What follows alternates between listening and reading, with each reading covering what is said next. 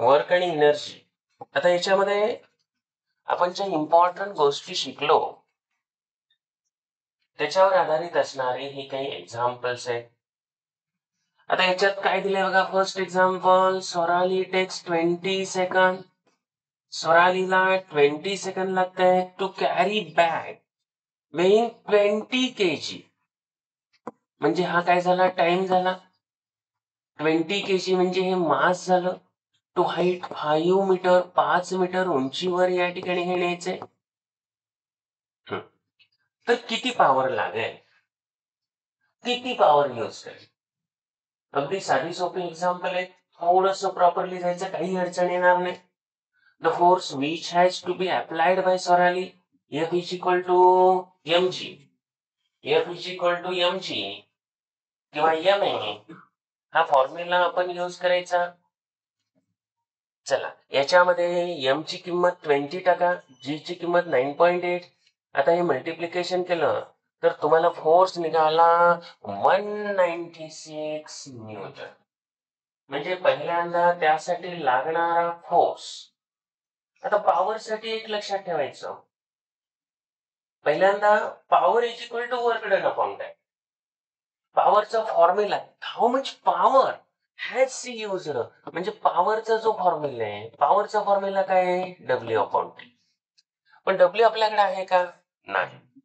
W चा formula काय आहे, एफ एस. थोडक्यात एफ एस अपॉन टी. पण एफ पण या ठिकाणी अवेलेबल आहे का, नाही. तर हे एफ कसं काढलं, तर M A into S upon T. तर या ठिकाणी ऍक्च्युली आपण पहिल्यांदा काय घेतलं, power is equal to work done upon time. Power is equal to work done upon time. तर यामध्ये वर्क डनचा फॉर्म्युला टाकला, W is equal to F S. W is equal to F S. F चा formula टाकला M A. तर M ए पुन्हा एकदा लक्षात घ्यायचं आणि किमती भरल्या. पहा, एम ची व्हॅल्यू किती आहे, 20. ए ची व्हॅल्यू किती आहे, 9.8. एस ची व्हॅल्यू किती आहे, एस म्हणजे डिस्प्लेसमेंट किती आहे, 5. आणि डिवायडेड बाय टाइम आहे 20 सेकंड. आता युनिट सगळ्यांचे सेम आहेत का, एका पद्धतीत आहेत का, हो. तर याच्यामध्ये ऐका, किती सोप्या पद्धतीने तुम्हाला हे करता येतं. 20 ला 20 कॅन्सल करा. 8×45, 4×8. तुम्हाला अगदी सहजासहजी हे कसं करता येतं हे थोडस लक्षात घ्या. इथं आपण काय करत गेलोय पुन्हा पुन्हा लक्षात घ्या. टाइम आपला यामध्ये टाइम किती, 20 सेकंड होता. या ठिकाणी 20 ला 20 कॅन्सल झालं. 9.8 गुणिले 5. तर 8×45, 9×5=45 आणि 4=49. काय झालं याच्यात कॅल्क्युलेशनला, थांबा. P is equal to W upon T बरोबर आहे. डब्ल्यू ची किंमत एफ एस हे पण बरोबर आहे. एफ ची किंमत एम ए, एम मास आहे 20, ए 9.8 आणि एस हे जे डिस्प्लेसमेंट आहे कॅल्क्युलेशन मध्ये 40. 40 यांनी यूज केले ऍक्च्युअली बरं का. इथं दिलंय 20 सेकंड आणि 40 यूज केले.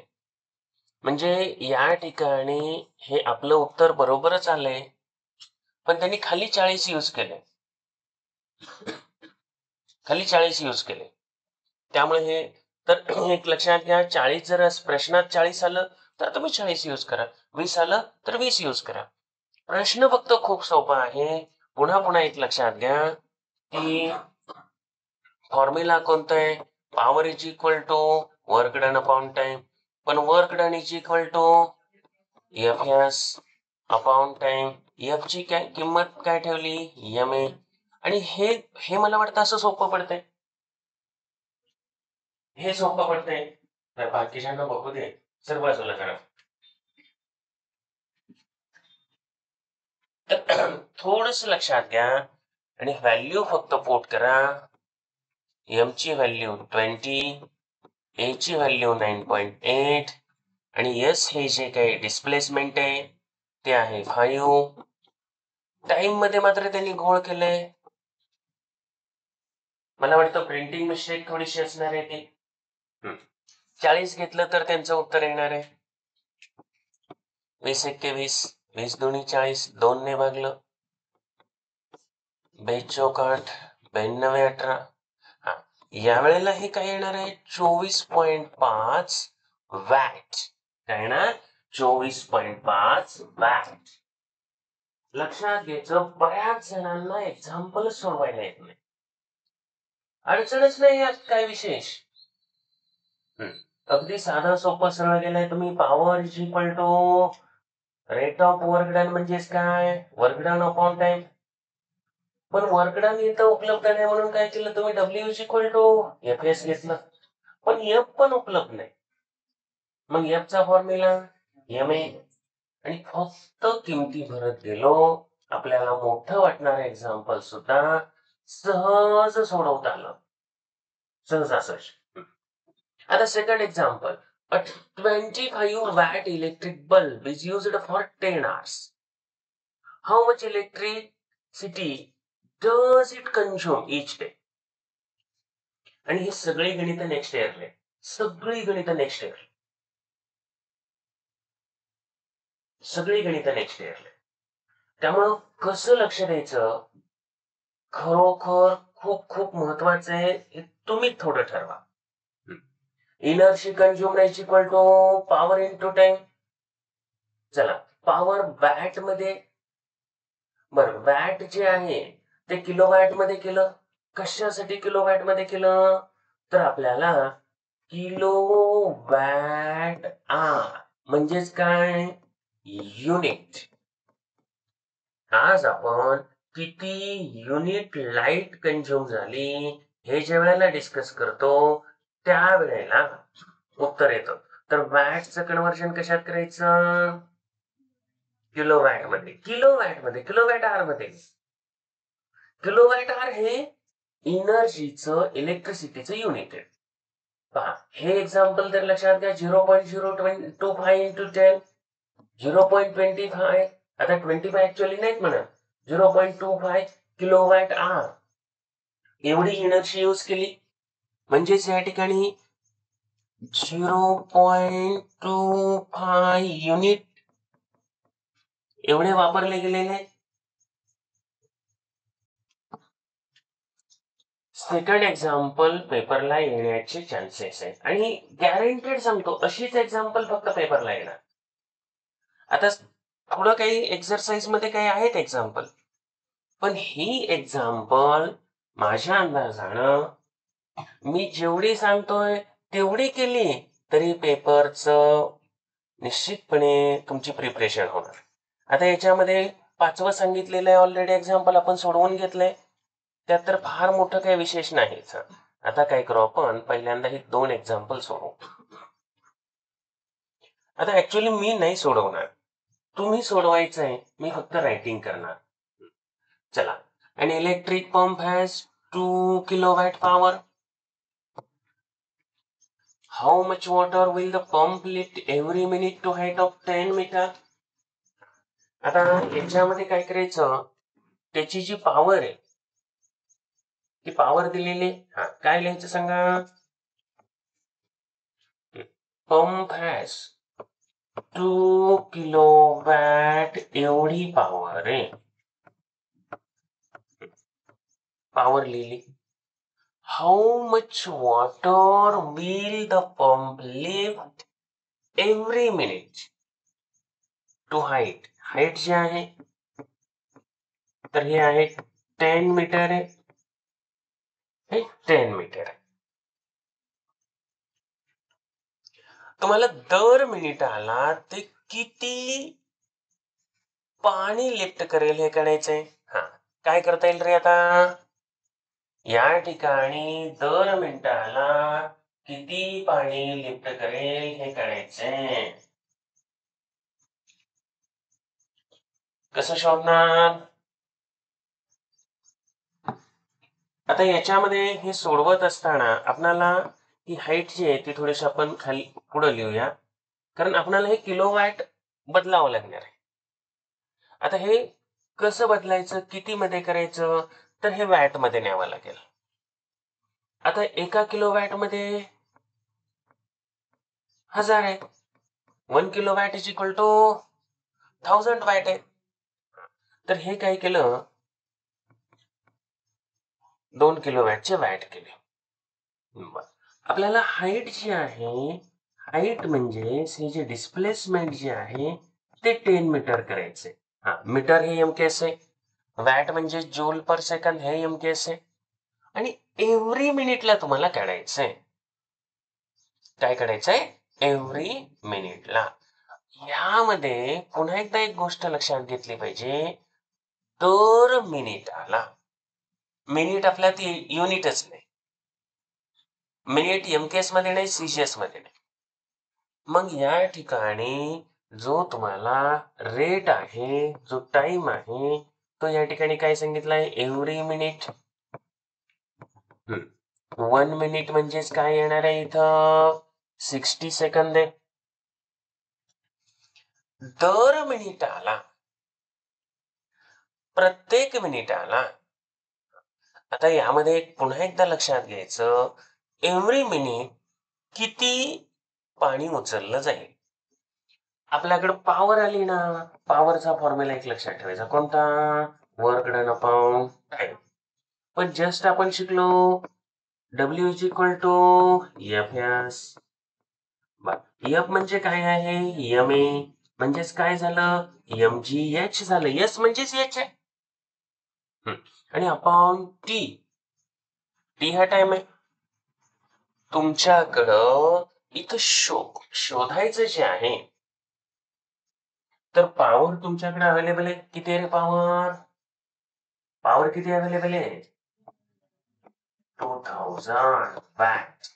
एम किती आहे पहा, एम किती आहे तेच काढायचंय. किती पाणी उचललं जाईल तेच काढायचंय. जी 9.8 आणि एच म्हणजे सीएस आहे, ते काय? डिस्प्लेसमेंट. किती आहे रे? 10 मीटर. ऐका, थोडस जर व्यवस्थित लक्ष दिलं ना, 100% कळतं. कळायला कोणतीही अडचण नाही, अडचणच नाही. मी पुन्हा पुन्हा तेच सांगतोय.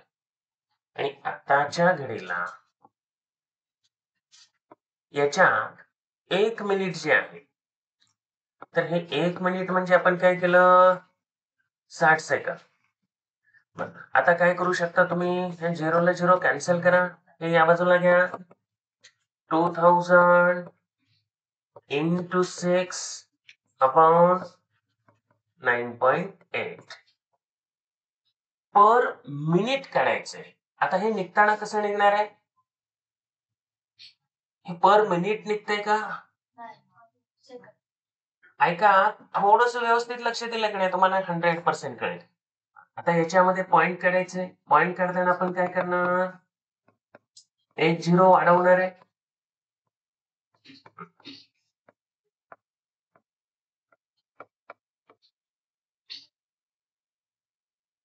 आता ज्यानं डिवाइड होत आहे त्याने डिवाइड करा. कितीने डिवाइड होईल इथं? आता 2 ने होईल, पण वर आता 14 ने नाही वर होणार, कारण 14 6 उरले, 14 चौक 56 नाही, पूर्ण जात नाही. हा बरं, 6 बे 49. आता 49 ने भागताना इथं हे पॉइंट मध्ये येणारच आहे, हे तर दिसतंय सरळच. हा, तर 6 60,000 भागिले 49, 49 एके 49.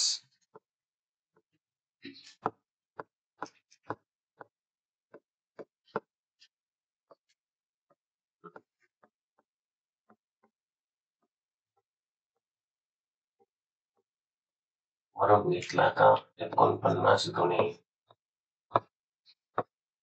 91 परत पण 2चाच भाग लागणार आहे. परत या ठिकाणी 220 झालं, मग कितीचा भाग लागतोय? 25, 4चा भाग लागतोय. म्हणजे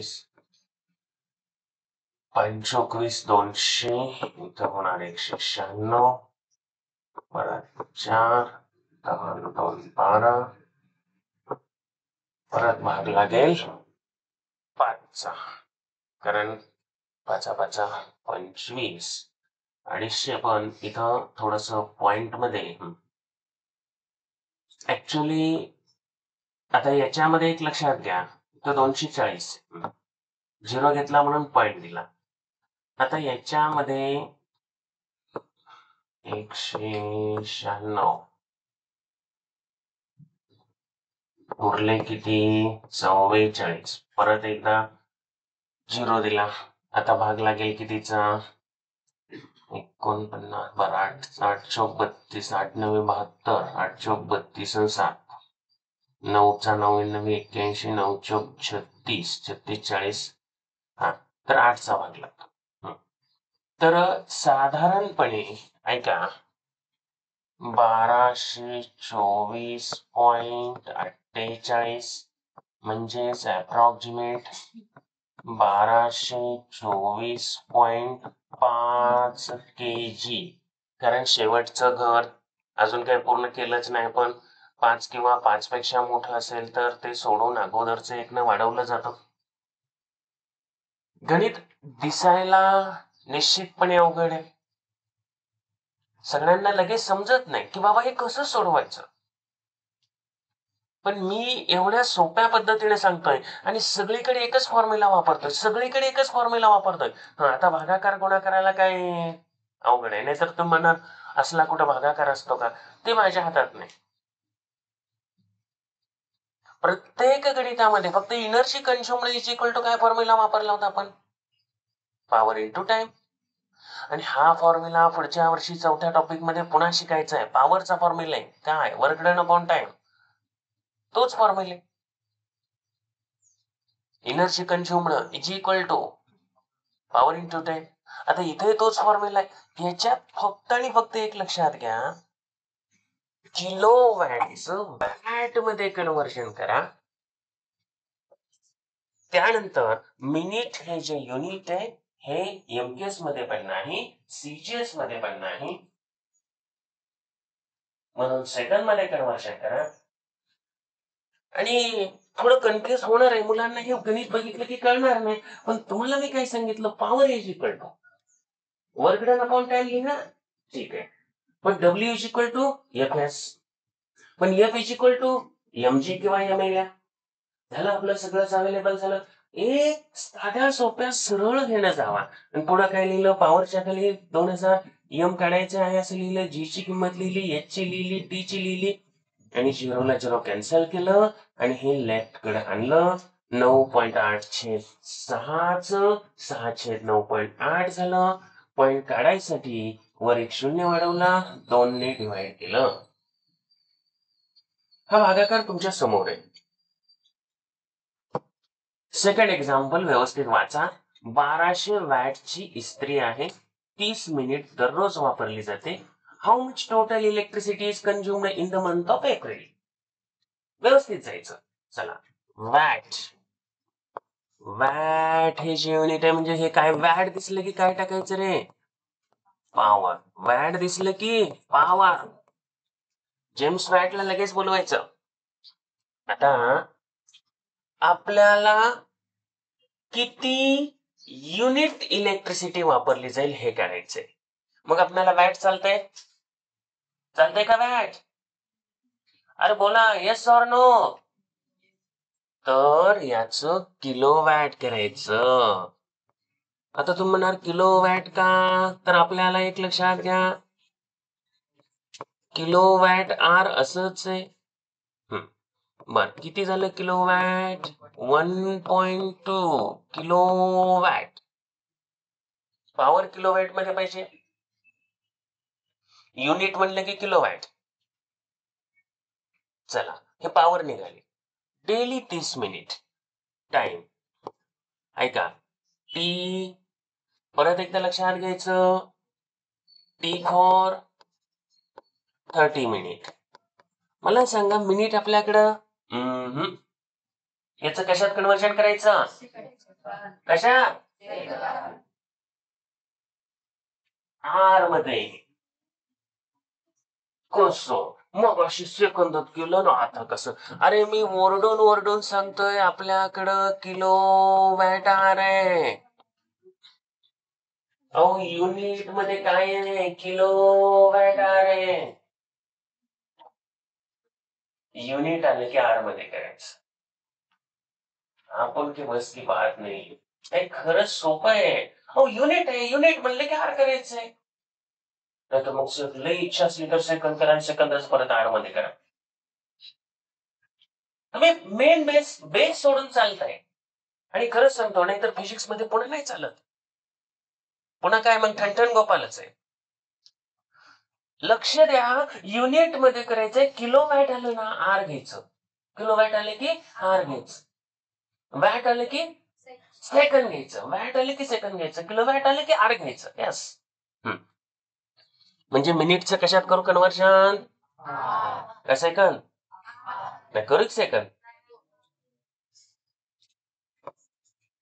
बर म्हणणार ते. हा चला पुन्हा मिनिटचं सेकंद मध्ये करताना 60 ने गुणायचं असतं, पण मिनिटचं तासामध्ये कन्वर्जन करताना 60 ने भागायचं. लहान एककाचं मोठ्या एककात कन्वर्जन करताना डिवाइड करायचं. आता 1/2 लिहा किंवा 0.5 लिहा.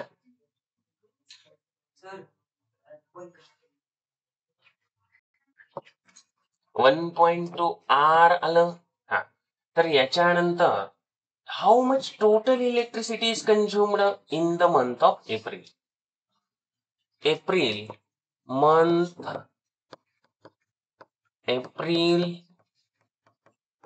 हॅज. एप्रिल महिन्यात किती दिवस असतात? बोला. 30 days. Therefore 30 ने इथं मल्टिप्लाय करावं लागेल. मग किंवा आहे असं पुन्हा घेतलं तरी चालतंय. फार मोठा काही प्रॉब्लेम नाही. एप्रिल महिन्यात 30 दिवस असतात. आपल्याला काय विचारले? इलेक्ट्रिसिटी कंझ्युम्ड. चला, इलेक्ट्रिसिटी कंझ्युम्डचा फॉर्म्युला काय? Electricity consume. यस. आणि बोलत राहा रे. पॉवर इंटू काय डिवायडेड? इंटू. चला काय पॉवर आहे? किती पॉवर आहे? 1.2. टाइम किती आहे रे? डेली अर्धा तास. पण एप्रिल महिन्याचे 30 दिवस गुणुले 30 काय केलं? रोजची करायची नाही, महिन्याची करायची, म्हणून गुणुले 30. चला हे कॅल्क्युलेशन करून घ्या.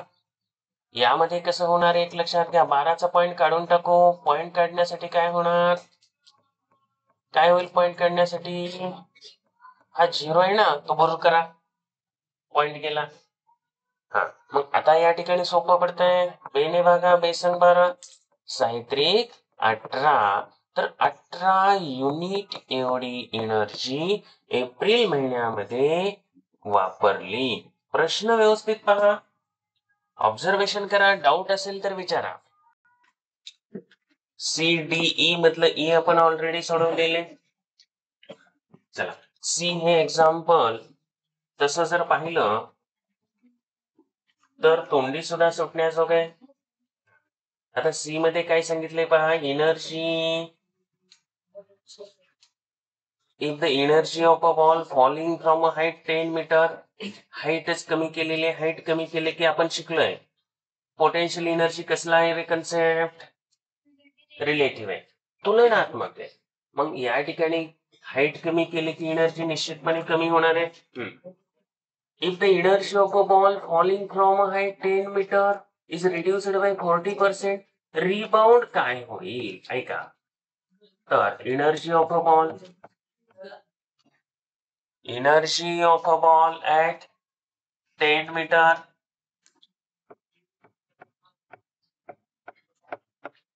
ठेव.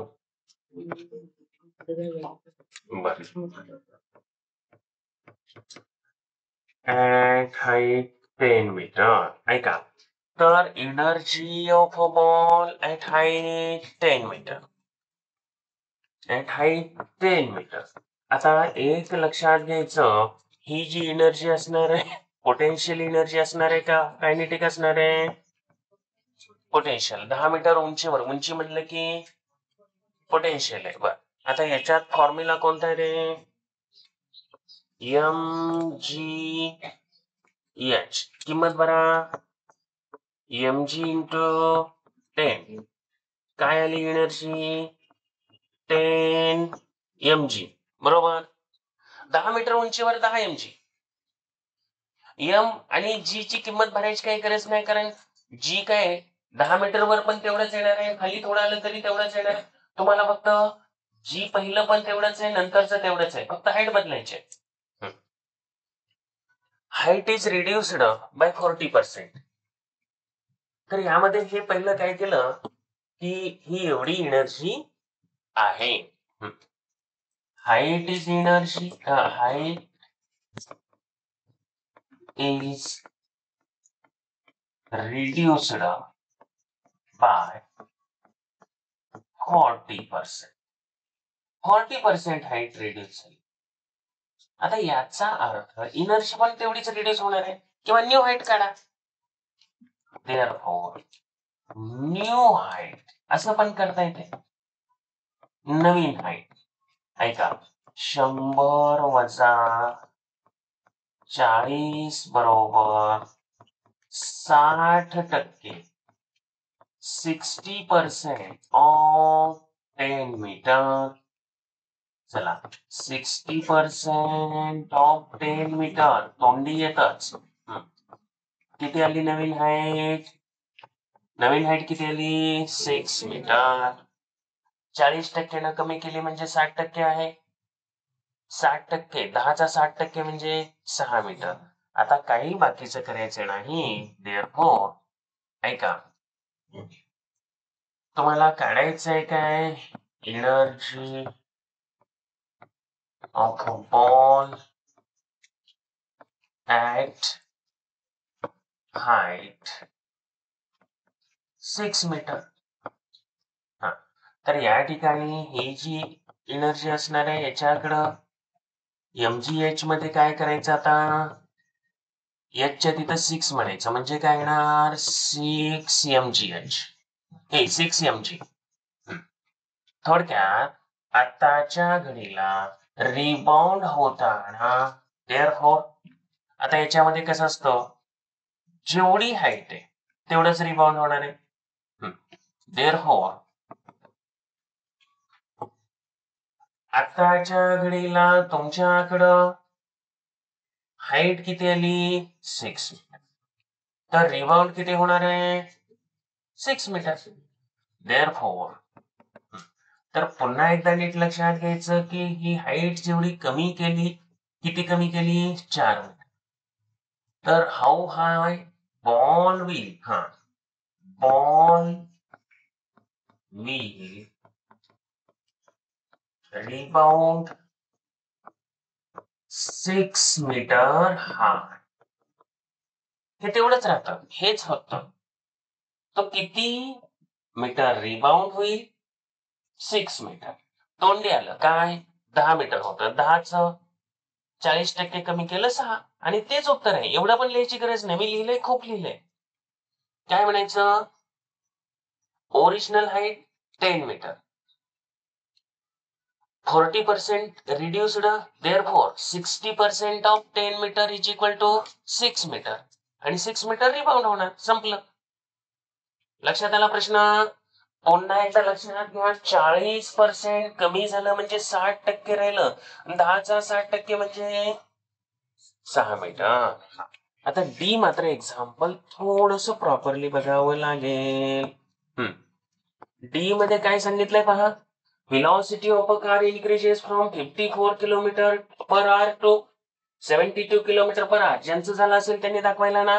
How much work done, work done काढायचंय. वर्क डन म्हणलं की आपल्याकडे फॉर्म्युला कोणता असणार आहे? W is equal to F S. F आपल्याकडे जे काढायचे ते याच्यामध्ये वेगळ्या पद्धतीने काढावं लागेल, कारण व्हेलॉसिटी वाढली म्हणजे इथे इनिशियल आणि फायनल व्हेलॉसिटी घ्यावी लागेल. इनिशियल व्हेलॉसिटी किती घेणार? इनिशियल व्हेलॉसिटी बोला किती आहे रे? 54 किलोमीटर पर आवर. 54 किलोमीटर पर आवर.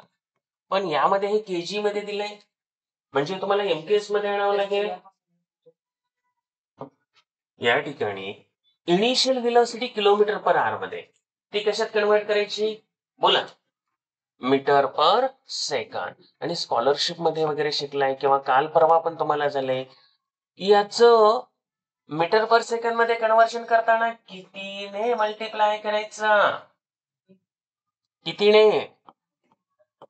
518. चला 18 एके 18, 18 त्रिक 54, 5 त्रिक 15 मीटर पर सेकंड ही इनिशियल व्हेलॉसिटी झाली. आता हे 518 कुठनं आलं म्हणणार पुन्हा? मागं पण सांगितलंय, अजून पण सांगतो, किलोमीटरचं मीटर करताना 1000 ने मल्टिप्लाय करावं लागतं. किलोमीटरचं मीटर मध्ये कन्व्हर्जन करताना कितीने मल्टिप्लाय करावं लागतं? 1000 ने. बर. आणि आर च सेकंड मध्ये करताना 3600. आणि हेच ऐका, 2×5 = 10, 2×8 = 36. आलं का 518? नाहीतर परत म्हणणार हे 518 कोण? मला ते 1000 ने गुणायचं, परत 3600 ने भागायचं, त्यापेक्षा 518 बरं वाटतंय. पण ते कधी बरं वाटेल लक्षात राहिलं तर ऍक्च्युअली काय करायचं? किलोमीटरचं मीटर आणि आरचं सेकंड, बस लक्षात ठेवा. जरी विसरलं 518, 518 का 18/5, 518 का 18/5 असं व्हायला लागलं तर म्हणायचं किलोमीटरचं मीटर मध्ये कन्व्हर्शन करताना 1000 ने मल्टिप्लाय करायचं, आरचं सेकंड मध्ये कन्व्हर्शन करताना 3600 ने गुणायचं. येत आहे मग बरोबर. फायनल व्हेलॉसिटी सांगा. फायनल व्हेलॉसिटी तर 72 किलोमीटर पर आवर. चला 72 into 5/18, 18×4 = 20 metre per second. That is the final velocity. आणि आता जर ह्या व्हेलॉसिटी असतील, मास आपल्याकडे अवेलेबल आहे. मास अवेलेबल आहे. मास साठी कोणतं लेटर आहे आपल्याकडं? एम. 1500 kg. आणि काढायचं आहे काय तर वर्क डन. आता काय होतं माहितीये का, काय डोक्यात नीट येतच नाही की बाबा अरे वर्क डन काढायचंय, मग हे कसं येईल? आपल्याला तर एकच फॉर्म्युला माहितीये, W is equal to F S माहितीये. एफ म्हणजे काय आहे? एम जी आहे. एस म्हणजे काय आहे? एच आहे. पण इथं खूप मोठी तुम्हाला आयडिया आली. अरे M G H is the formula of potential energy. आणि हे तर गतिमान आहे. गतिमान आहे म्हणजे याच्याकडे पोटेन्शियल नाही. कसली आहे? कायनेटिक आहे. असे मग आम्ही काय काढणार? Kinetic energy. पण आपल्याला आयडिया दिली कुणी? अरे बाबानो, ह्या मेन फॉर्म्युल्यावरच आयडिया दिली. काय सांगितलं main formula? W is equal to F S. F म्हणजे एम जी एच. पण पी नाही, के आहे. मग या ठिकाणी काय म्हणायचं सांगा? Work done is equal to काय रे? वर्क डन कशाला म्हणावं लागेल आता?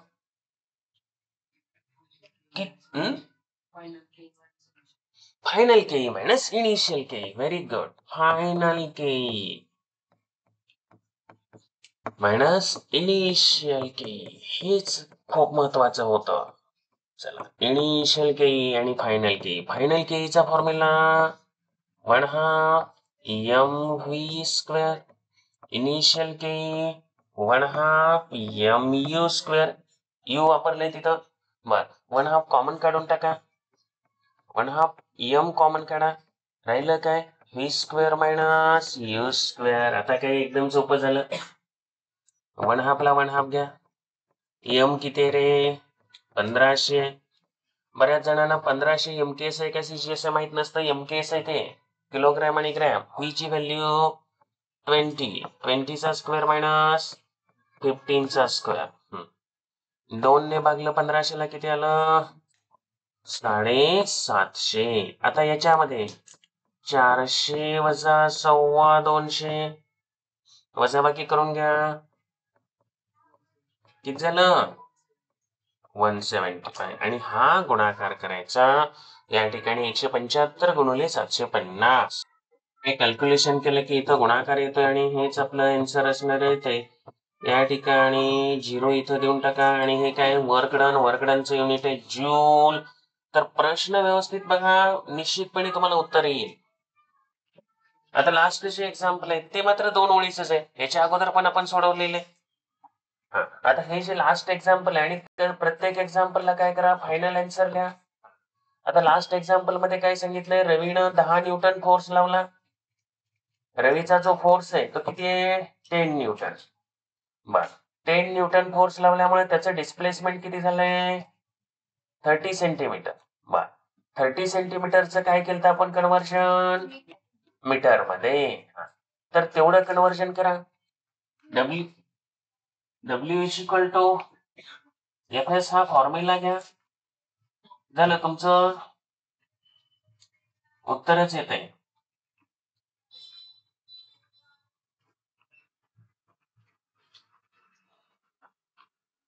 सोडवून दिलं असलं तरी परत एकदा इथं सोडवू आपण. काय पहिल्यांदा सांगायचं F is equal to 10 newton, S is equal to 30 centimetre भागिले 100. त्यामुळे काय झालं 0.3 मीटर. चला work done by Ravi, work done W काढायचे. कोणता फॉर्म्युला लिहायचा W is equal to F S. F ची व्हॅल्यू 10, एस किती आहे 0.3. काहीतरी 30 आहे पण याच्यामध्ये 0 ला पॉइंट केला 3 जूल. तर ही एक्झाम्पल्स या ठिकाणी कंप्लीट झालेली आहेत. थोडस पुन्हा एक लक्षात घ्या, सगळे फॉर्म्युले एकत्र करा, सगळे प्रिन्सिपल्स डेफिनेशन एकत्र करा, सगळं सुटतंय. हा अख्खा टॉपिक आहे की नाही जास्तीत जास्त अर्ध्या पाऊण तासात क्लिअर होतोय. जास्त वेळ पण लागत नाही. त्यामुळे प्रॉपर प्रिपरेशन करा, एक्सरसाइज वगैरे लर्न करून घ्या, अडचण येणार नाही.